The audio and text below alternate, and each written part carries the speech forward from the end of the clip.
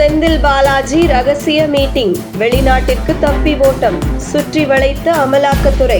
சமீபத்தில் தமிழகத்தில் டாஸ்மாக் நிறுவனங்களை குறிவைத்து பல்வேறு பகுதிகளில் நடந்த அமலாக்கத்துறை சோதனைக்கு பின்பு எங்கெல்லாம் அமலாக்கத்துறை சோதனை நடைபெற்றதோ அதில் தொடர்புடையவர்கள் அனைவரையும் அமலாக்கத்துறை தன்னுடைய வளையத்திற்குள் கொண்டு வந்து மிக தீவிரமாக கண்காணித்து வருகிறது.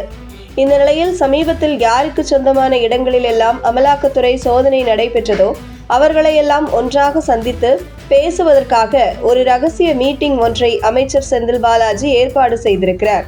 இந்த ரகசிய மீட்டிங்கின் நோக்கம் அமலாக்கத்துறை சோதனையின் போது என்னென்ன டாக்குமெண்ட்டுகள் கைப்பற்றப்பட்டது, வேறு என்னென்ன கேள்விகள் கேட்டார்கள், மேலும் இனிவரும் நாட்களில் சம்பந்தப்பட்டவர்களுக்கு சம்மன் அனுப்பி விசாரணைக்கு அழைத்து அமலாக்கத்துறை கேள்வி எழுப்பினால் எந்த மாதிரியான பதிலை சொல்வது என்பதை பற்றிய ஒரு ஆலோசனைக்காகத்தான் இந்த மீட்டிங்கை அமைச்சர் செந்தில் பாலாஜி ஏற்பாடு செய்ததாக கூறப்படுகிறது.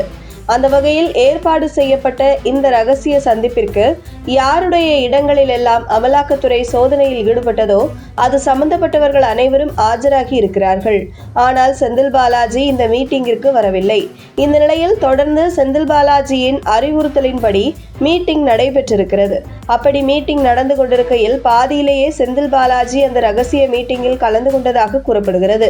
இந்த நிலையில் இனிவரும் காலங்களில் நிச்சயம் இங்கே இருக்கும், இதில் சம்பந்தப்பட்ட அனைவருக்கும் விசாரணைக்காக அமலாக்கத்துறை சம்மன் அனுப்பும். இது காவல்துறை விசாரணை போன்று இருக்காது.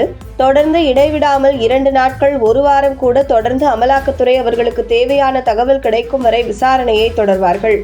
அந்த வகையில் பொய் சொன்னாலும் எல்லோரும் ஒரே மாதிரியான பொய்யையே பேச வேண்டும் என்று அங்கிருந்த அந்த ரகசிய மீட்டிங்கில் வந்தவர்களுக்கு செந்தில் பாலாஜி தரப்பிலிருந்து அறிவுறுத்தப்பட்டதாக தகவல் வெளியாகியுள்ளது.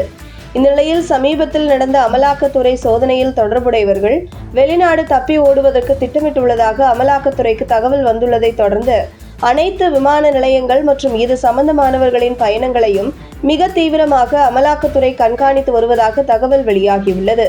இந்த நிலையில் தற்பொழுது செந்தில் பாலாஜி மற்றும் இந்த ஊழலில் சம்பந்தப்பட்டவர்களின் நிலை மலைப்பாம்பு போல் உள்ளதாகவும், அதாவது ஒரு பெரிய மலைப்பாம்பு மிகப்பெரிய ஒரு மிருகத்தை முழுங்கிவிட்டால் அதை செமிக்கவும் முடியாமல் வெளியே கக்கவும் முடியாமல் திணறி நிற்கும், உயிருக்கு போராடி கொண்டிருக்கும். அதுபோல மிகப்பெரிய பணத்தை கொள்ளையடித்து பதுக்கிவிட்டு அதை சேமிக்க முடியாமல் திணறி வருகிறார் அமைச்சர் செந்தில் பாலாஜி மற்றும் இந்த ஊழலில் தொடர்புடையவர்கள் என்கிறது அரசியல் வட்டாரங்கள்.